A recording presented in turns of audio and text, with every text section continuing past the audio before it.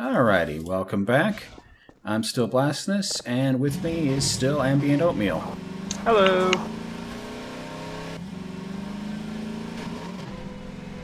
So, yeah, they're just kind of giving you a lambda cache like right after that big fight. The health is probably worth it, because you don't really have cover for that, the second Hunter Chopper, or... Yeah, the gunship fight there is... Yeah, you might take yourself a bit of damage, so I guess it's helpful. Oh, and these tunnels here. Like, back when the game first came out, like, the loading times were just, like, egregious. Like, you could just be, like, staring at the end of this tunnel for, like, close to a minute or more. Go make a sandwich kind of a loading screen.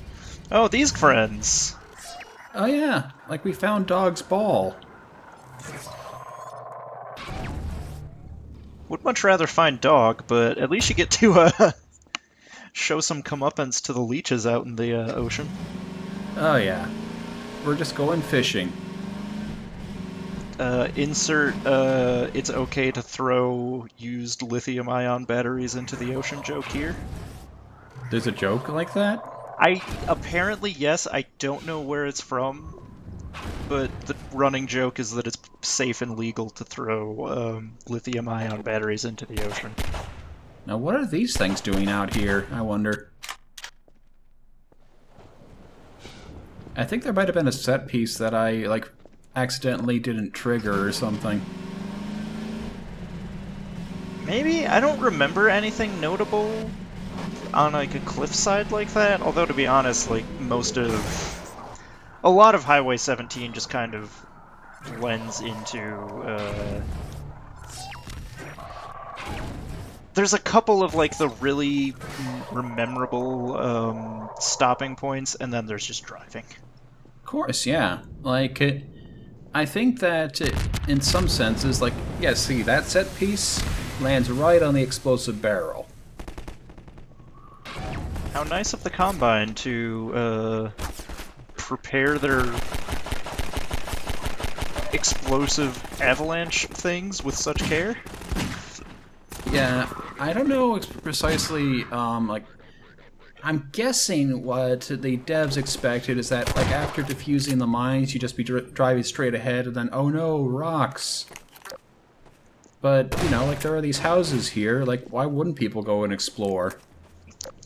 Yeah, this is, I think, one of the odder ones. It's also small, so it's kind of eh. If it doesn't come, not 100%. It does have, like, a little bit of charm to it. Like, there'll be, like, one moment.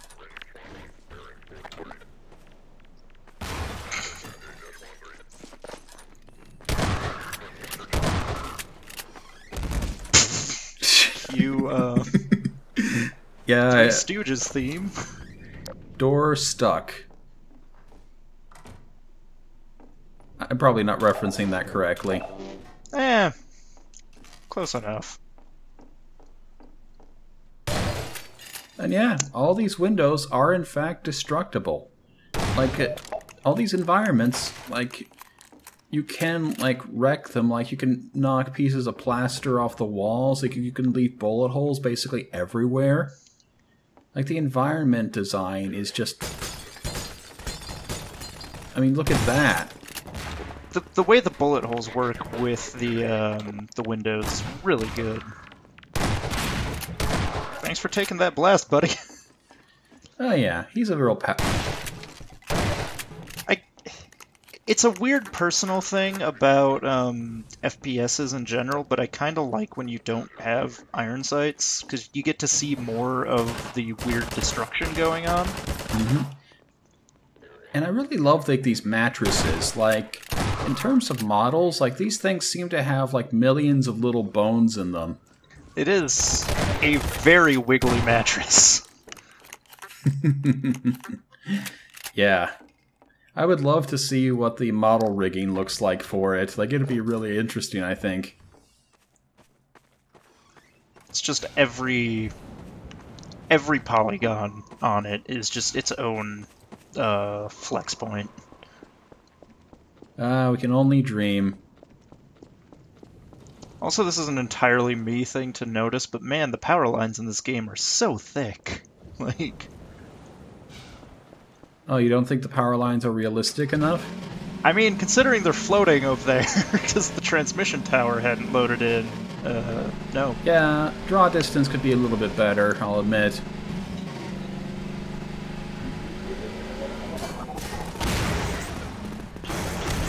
They have a roadblock. They are learning. They just destroyed their roadblock. They're not learning very much. They learned one thing.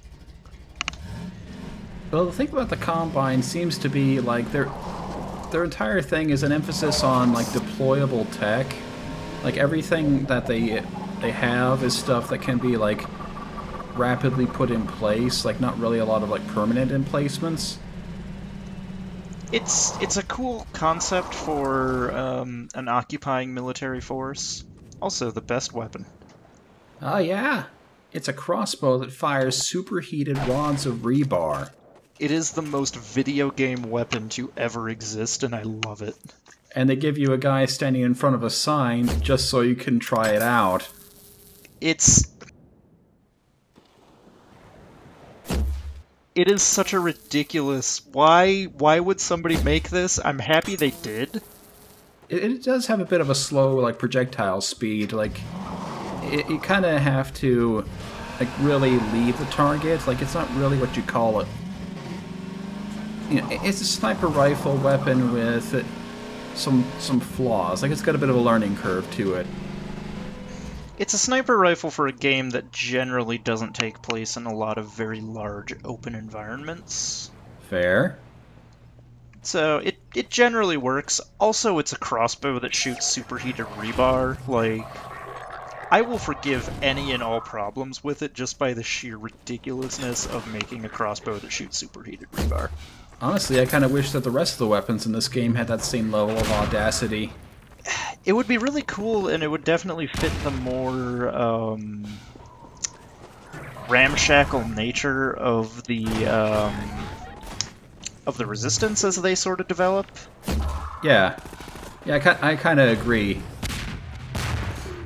that like the Resistance stuff should have been like more cobbled together, just generally looking like really kludgy tech.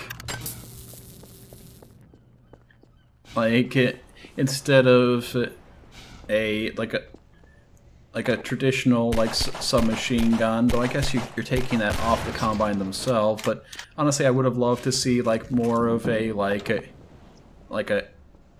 zip gun almost sort of thing, where it's like all constructed out of like pipes and things. Oh yeah, you can make a like that's half the submachine guns from World War II is just like a couple of pieces of pipe welded together. Like... Also, check this out: the magical disappearing wire. I like that they're using this little touch of like the APC as a power source is pretty cool. I like. Yeah, like the fact that you know, if you follow the wire, you can sort of see like how the game's trying to lead you to it.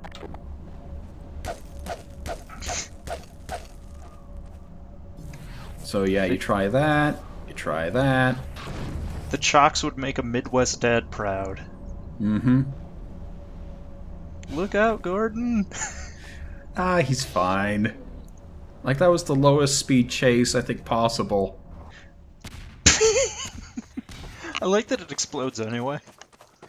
Well, yeah, like, why wouldn't it explode? Anywho, bit of a secret here. You always gotta check behind every single fence that you find. Bit of an interesting graffiti, actually. Like a comparison of humans and simians, and then Combinians. Also, environmental storytelling. Oh yeah, guy had himself a little bit of a beer hideout there. Then he ran out of beer, and yeah. It's a very Bethesda feeling vignette there. It's not really something... I feel... They don't do that a lot in this game, now that I'm thinking about it. Like... I mean, yeah, there are like these like small stories here and there, but it's usually a lot more centered on Gordon, I feel. yeah. Like, that's sort of like, here's what happened, like, somebody was out here before, at some point in the ill-defined past. It's less common? Yeah. Kind of wonder what this room was for, but, well, it's just kind of there. And you know what else is just kind of there? Is it more combat? No, it's more loot. Same difference.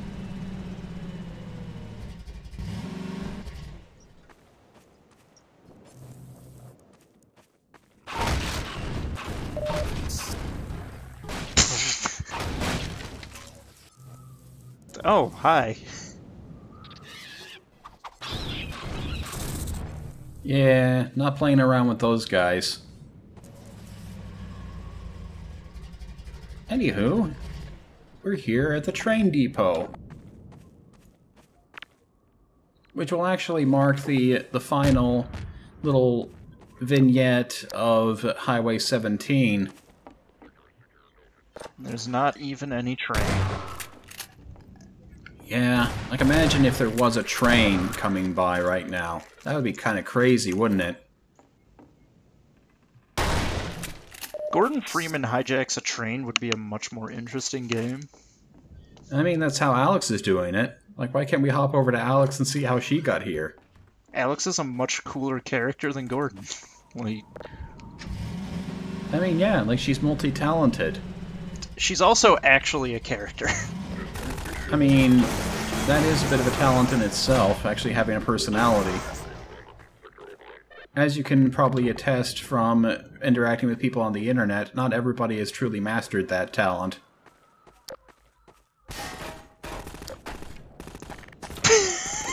Hey, buddy.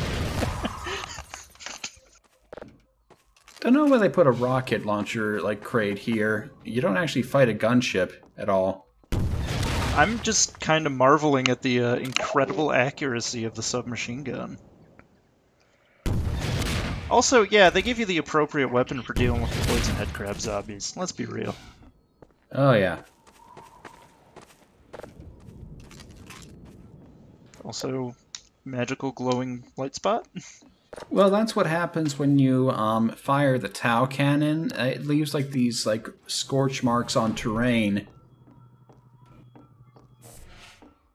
I was kind of confused about that for a while as well, until I kind of figured out like the what's the word?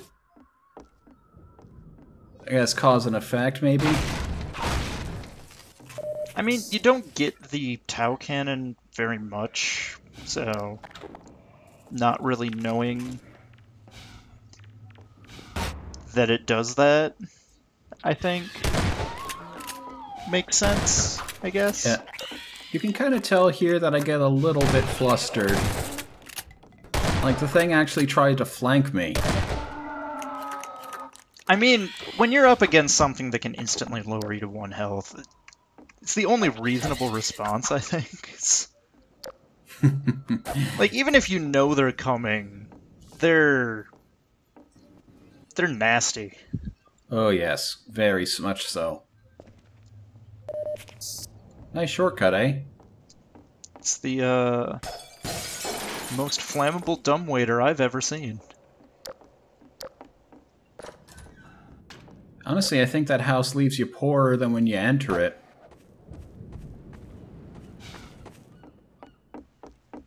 Yeah. I'm kind of okay with it, like... I don't know, it's... Not everything in a game should necessarily be a secret that leads to material gain. It can just be a cool thing, like... You know, here's a weird poison headcrab zombie hut. Yeah, sure. I distinctly always remember that hut when I'm playing through it, so I think it works in that regard really well, which is something I can appreciate. Yeah. Okay, looks like we got ourselves another barrier. I think we'll be safe with just leaving our car on the rails. What can possibly go wrong?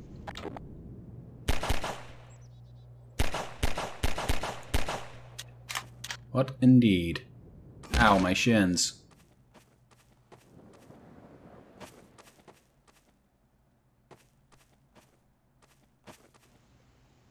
HEV suit gives you calcium supplements. I guess so. But, like, all those, like, crunches are, like, really meaty, like, whenever you fall from a great height. It's really good sound design. I'm really actually thinking about it. The fact that there's very little like ambient music through the levels, I think, is actually a real good strength of this game. That it lets this sort of sound design really shine, where you get that little like the wind or the chatter from like the Combine soldiers. Yeah, I hear you. I mean, you could have, like, more ambient music, but yeah, I think that in a sense, like, you're supposed to feel like somebody who's alone. I kind of feel like a lot of games would benefit more from less music, so... I get kind of like a Myst vibe from it. Like, with stuff like this, where you're just kind of, like, slowly wandering through a place where... like, you're just taking everything in and seeing the world around you. Yeah. Also, I'm sure the scout car is doing just fine. Ah, don't worry. The train doesn't exist as long as we can't see it. I love video games. The fact that video games have less of an understanding of object permanence than a toddler is extremely amusing to me. Mm-hmm.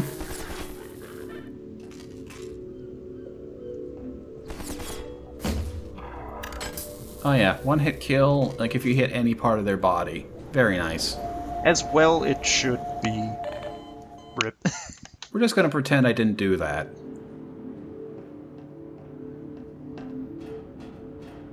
Like, just forget everything you just saw in the last 5 seconds. I was gonna say give Gordon a jetpack, but they kinda did that, and why don't you get the long jump module between games, now that I think about it?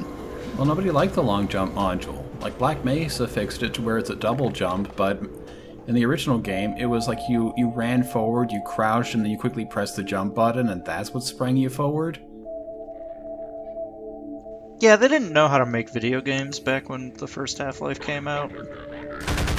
Like, I think I joked in, like, my Black Mesa LP that Half-Life has both a crouch jump and a jump crouch, and one of them doesn't do what you think it does. Oh hey, the grenade launcher worked. Oh yeah, I thought that was pretty slick. Honestly, I think the game would be a little bit cooler if it was more stuff like that, and you did a lot more just gravity gun shenanigans once you get it, and ammo was more like how it is in Ravenholm. Yeah, I think that in Portal, like, they really got comfortable with the idea of basing an entire game around, like, a single device. Just finding all the ways that you could play around with it and use it to solve all your problems.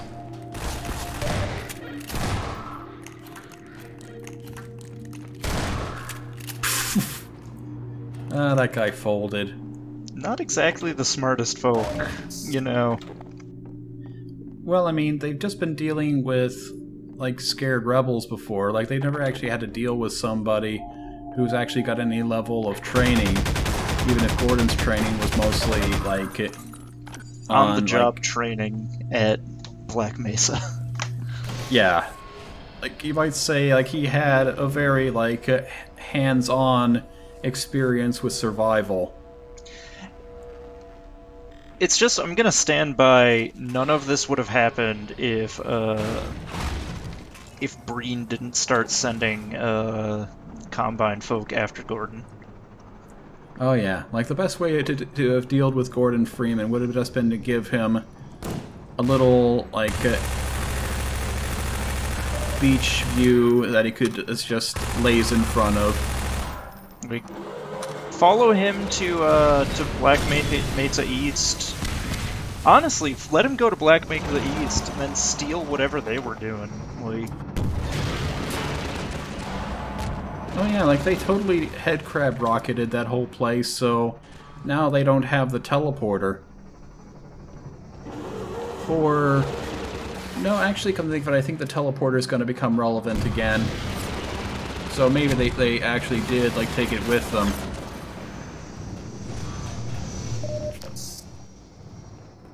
But yeah, I'm spoiling my own LP. Let's not do that. yeah, there's mystery. So here's a little bit of a nail biter. Having to do this like complicated tightrope walking while under fire. I love the under the railroad bridge section. It's a really well done one, I think. Oh yeah, like keeps you on your toes.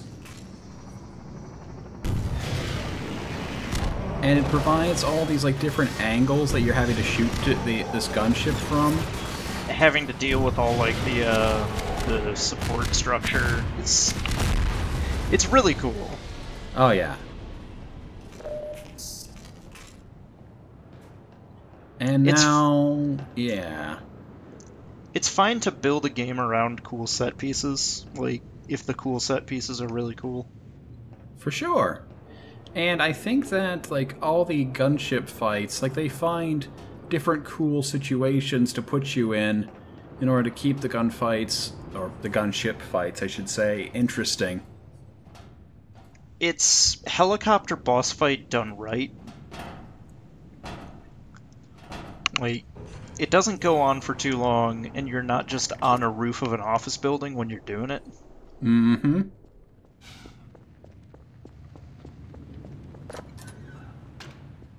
And you really do kind of expect that you're going to get ambushed somewhere, but yeah, it ends up being just a calm walk back. Calm. Where did the headcrab zombie come from? Never you mind. Where did the headcrab zombie go?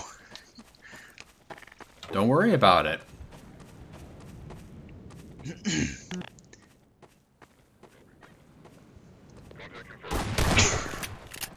Yep, nothing but like a calm, easy return. I mean, to be honest, this has been Gordon's commute for the past, I guess, 3 days. Yeah, like Highway 17 is going to comprise the entirety of another day. Well, how long does the first Half-Life take?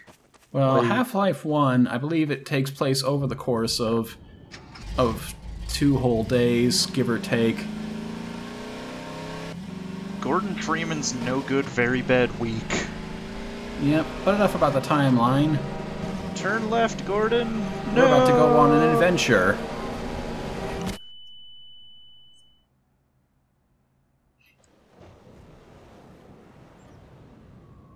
So we're here now. Hi, this is Gabe Newell, and welcome to the Lost Coast. In this tour, we're going to be talking about a new graphics technology. Yeah, I was going to do this as like a separate video, but it ended up only being 15 minutes, so here we are. Into the design and production challenges we've woken up in the Lost Coast. In the First, quote a box. quick explanation of the commentary system. Oh yeah, like to listen to when the art team started to Lost think Coast about a location that would is an exhibit of two separate things. Their HDR graphics and their ability to do in-game commentary. Not achieve without HDR. In order for high dynamic range to correctly simulate the light's interaction with the surfaces around you, like And these yeah, black rocks, we HDR needed more stands for precise high dynamic information about the range, surfaces than we've had in the or past. also And now hot going forward, dang we're modeling reflections. textures and 3D packages to ensure that the physical information encoded in the texture It's also allows tearing my HDR screen to to correctly shreds, as bounce you light probably off noticed. the Like all this surface. water is We just also like designed causing the colors flickering and values of like each heck. surface to ensure they will be correct across all exposure levels. Yeah. With conventional rendering, seen here on the left, if something on the screen is 20% reflective, like the wet sand, then the maximum I've actually got the graphics settings about as high as I can get them. HDR is more accurate simulation of light. Like ensures that even the like sun's reflection on enabling this all wet the sand appears bloom as it would in here. the real So world. yeah, the sun's Could exploding potentially right now. use 100% of the maximum monitor brightness. I mean, what year did HDR uses bloom Half-Life to 2 simulate come out? light that is beyond 100% of the monitor's 2004. maximum I believe brightness. that The Lost Coast came out around the same time as Episode 1. The process of building characters in Half-Life 2. I mean, taught us many I think it things. still By looks the end, we believed we pretty figured good out a for more being effective a process for 20-year-old designing game. and constructing characters.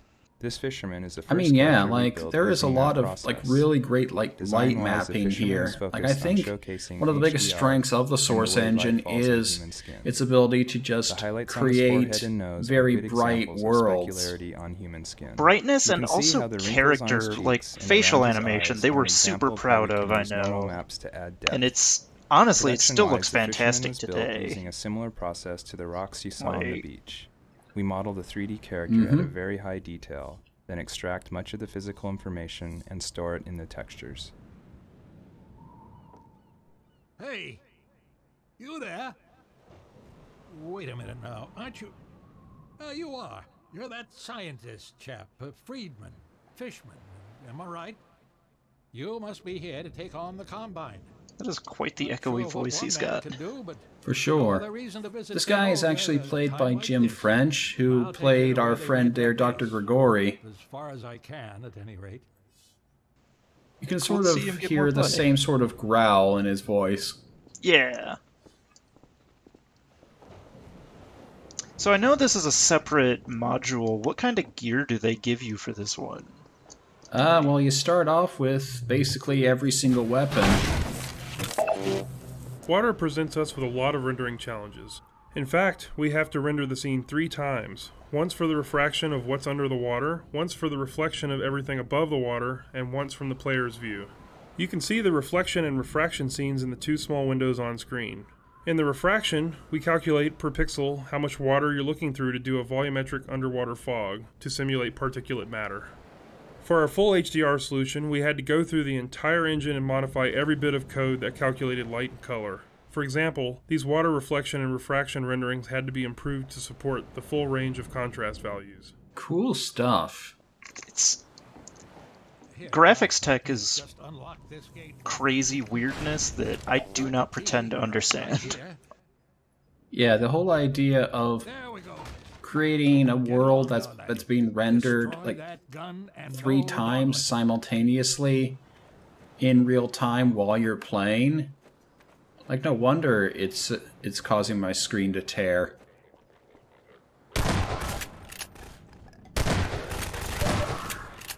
Not much to say about the combat of this whole little tech demo. Like, it's basically just... yeah, it's stuff we've seen before. If the combat is the highlight of your tech demo, that's a odd choice to make for a tech demo. It's there. Like, that's basically all you can say. Whee! I love the echoing going on. Like, Mm-hmm.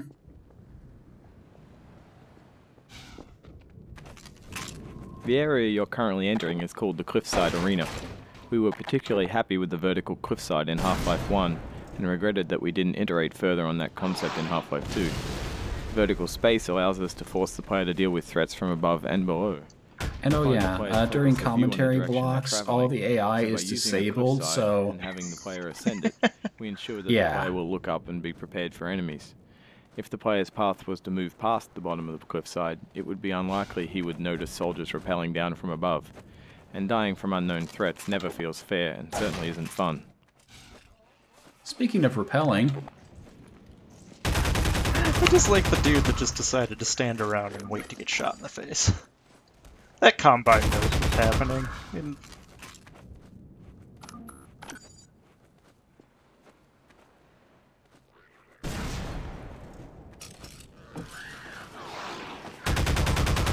Yeah, check out those hyper-realistic repelling physics.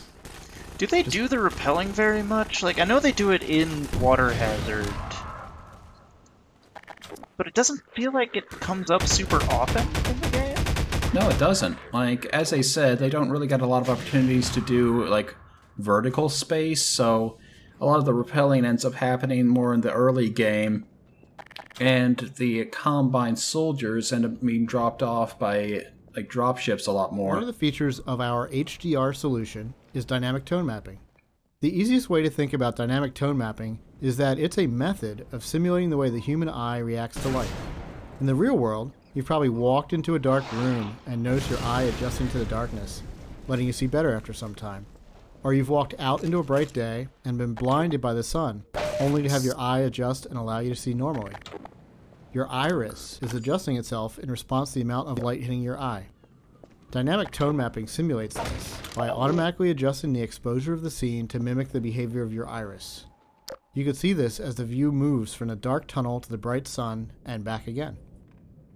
Here, you can see the way we calculate the amount of light hitting the player's eyes. We take a snapshot of the scene, measure the brightness levels, and then use that to adjust exposure. I don't know We if that's consider light actually, at the like, center of the screen showing more the amount of important than exposure in anything real else. Better time. simulate the geometry of the eye. Would be kind of cool, but I don't think Courtyard in so. front of you is a space I we mean, call it an seemed arena. like it might have been. Arenas are built to hold the player for a period of time, and usually contain combat or some other challenge. They often have multiple entry points for enemies, along with a gate of some kind to prevent the player moving on, until the challenge has been completed. In this case, the arena is free of enemies until the player solves a puzzle and triggers an alarm. This is a method that allows the player to explore the arena and get a sense of its space before being forced to fight in it. It adds a sense of uneasiness to the player, who's expecting to be attacked now that they've reached the goal set for them at the start of the map. The break in the action here is also a crucial part of the level's pacing. It allows the player to recover and explore the world a little after being attacked on the way up the cliffside. The Source engine supports a wide variety of shaders. The refraction shader on the window here requires us to copy the scene to a texture, refract it, and then apply it to the window surface. To fully support HDR, every shader in the engine needed to be updated. So this refraction shader was improved to support the full range of contrast. If you viewed the sun through this window, it would be refracted correctly.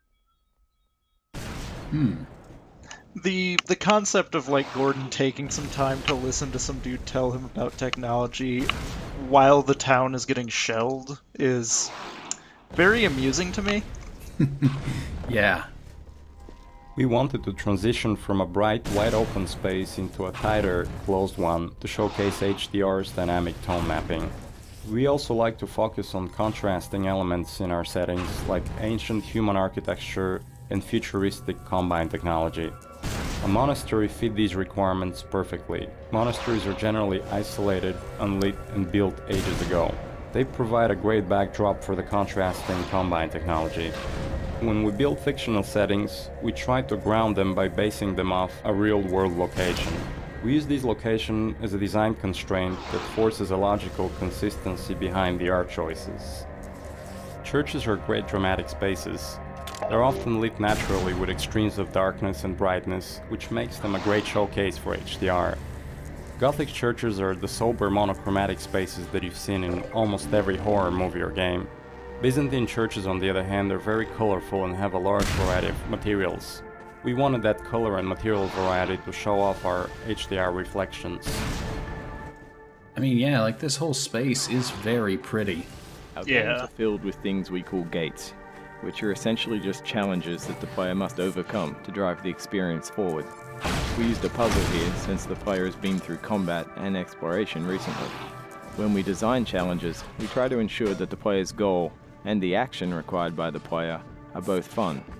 It's not hard to create interesting goals for the player, like stopping this machine from shelling the nearby village, but the action required by the player to solve the challenge needs to be fun as well. So instead of something menial, such as hitting an off switch, the The player gets to use physics to jam the gun's mechanism and cause it to break. Like so. Good thing the candlesticks are made of sterner stuff. I mean, it seems plausible. Nah, yeah, a gun is largely a extremely delicate thing as long as you don't, turns out if you shove something in it, probably. Yeah. I am not a firearms expert. I do like how the game sort of hints us towards that by having the candlestick automatically point forwards when you pick it up. Like, I think that's somewhat a bit of an overt hint, but I think it really works to set the scene. Again, you know, Valve is very good at signposting. Oh. Also, not animating the cable for their chandeliers. Yeah, I don't think they expected us to do that.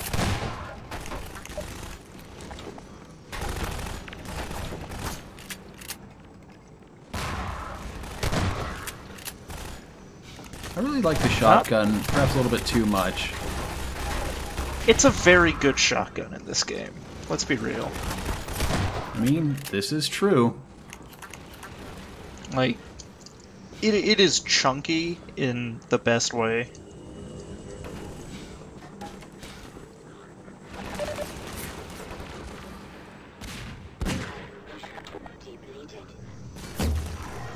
Yeah, you can see, like, some of the many reasons why I chose this specific point in order to show off Lost Coast. Like, we've gotten all the tools. We've seen pretty much everything that the game would have shown for this tech demo. Like, I think that, especially, like, in terms of, like, the lighting, the time of day, and the scene design, I think it all really fits. Yeah, no, this is actually a really good spot to slot this in. And besides which, the video would have been like 20 minutes otherwise.